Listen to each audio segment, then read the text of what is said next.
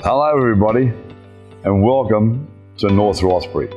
I'm Mark Stapleton and I'm the project manager of R766. Just for a little bit of a history background on R766, everyone knows that they were designed by the Victorian Railways and they were built by North British in late 40s, and they were delivered to Victoria in 1952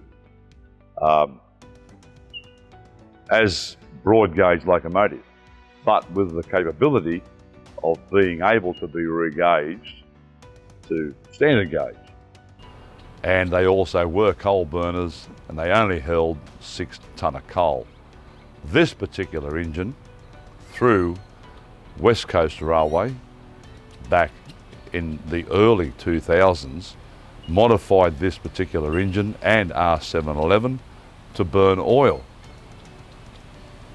The engine ran for around about 4 or 5 weeks, and then they had an incident. Then after West Coast Rail finished, the engine and 711 was then transferred to Steam Rail's care.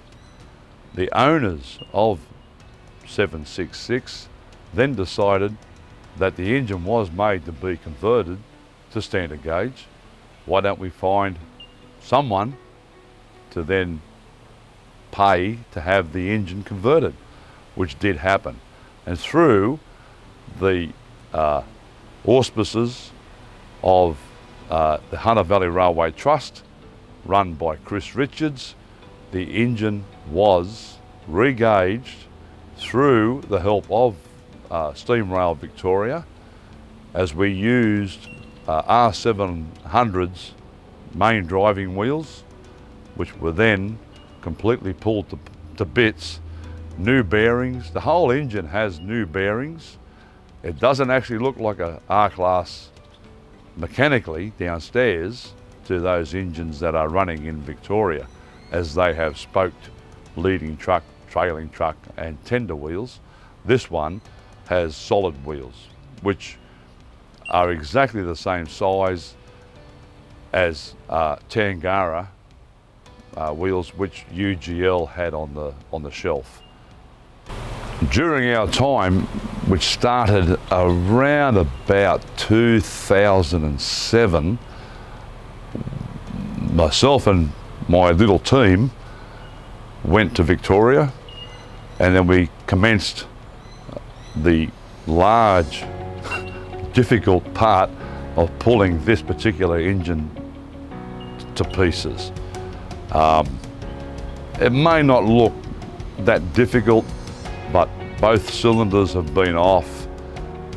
Every bracket that holds the slide bars and the way shaft, which works the valve gear, had spaces between the brackets. They had to be removed, closed up, new bolts made, fitted, which is not an easy task.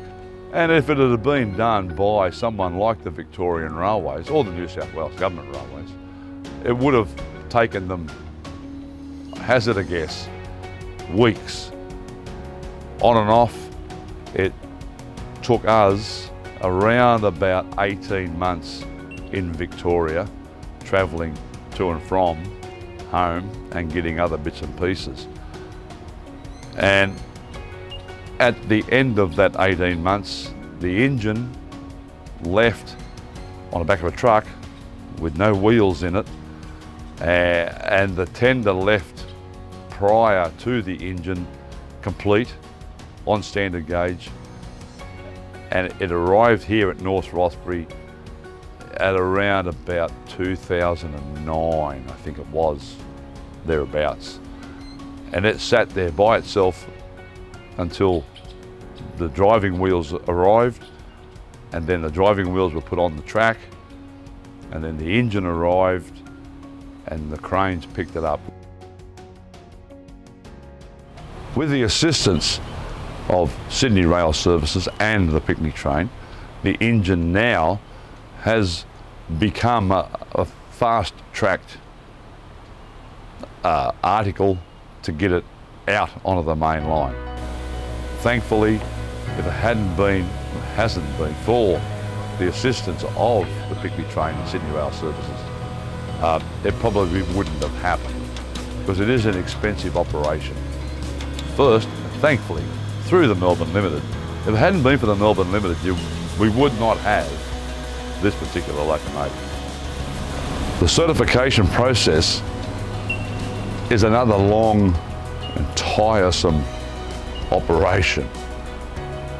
We also have to satisfy the rail regulator that the engine is capable of performing and not damaging the network that ARTC are going to allow us to operate on currently for the short term.